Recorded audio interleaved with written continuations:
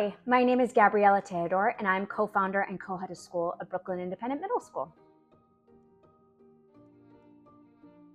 In middle school, the brain is undergoing the biggest transformation since early childhood, and the brain is sort of going through a reorganization, which really allows for deep thinking, processing, and learning to happen more efficiently than any other time in a child's life.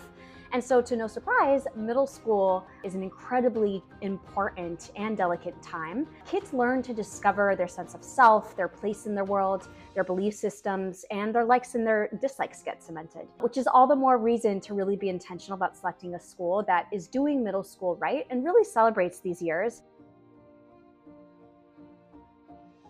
So certainly we want to make sure that the foundational math, reading, writing, history, science skills, and concepts are front and center in any middle school education. But what sometimes gets lost in the mix are some of these more discrete skills that we mistakenly believe that kids should just know.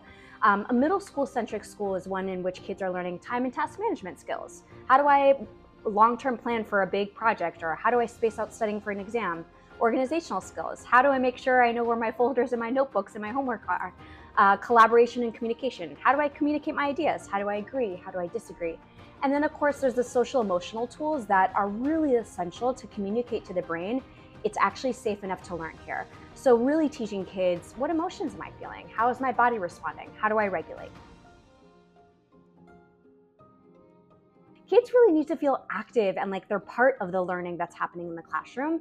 A strong middle school curriculum is one in which kids are feeling like they are part of the conversation. There's collaboration, discussion, and that it's a key component not just in an ELA classroom, but across all the classes. And all the research really supports kids sort of need these three modalities of learning. They need time to explore and engage with the concept after the teacher's introduced it. They need time to be in conversation with their peers, with their tables, to really problem solve.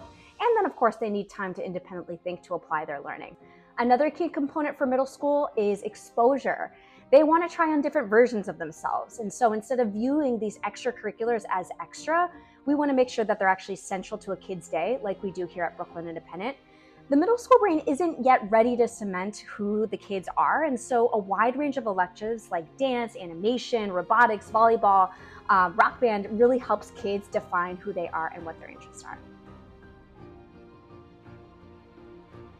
There are so many metrics that weigh into a decision. Some families consider state test scores, Regents pass rates, high school rates.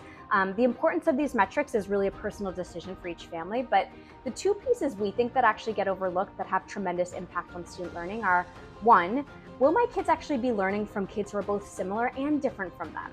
Learning across lines of difference is hugely important to build lifelong empathy and also critical thinking skills. So, diversity is what makes our city so great. And so ensuring that kids are actually learning and making sense of the world while being surrounded by diverse learners is hugely important.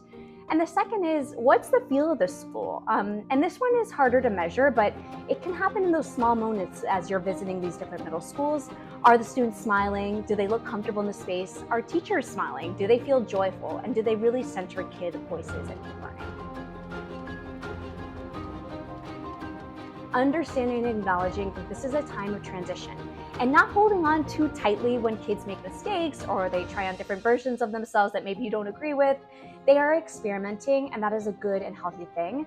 And finally, it's developmentally appropriate for kids to want to be more independent. So try experimenting with different moments of independence, but also remember that your kids still need you, and it's okay to monitor their phone. It's okay to ask about homework completion. It's okay to check in with teachers around progress. Both things can be true.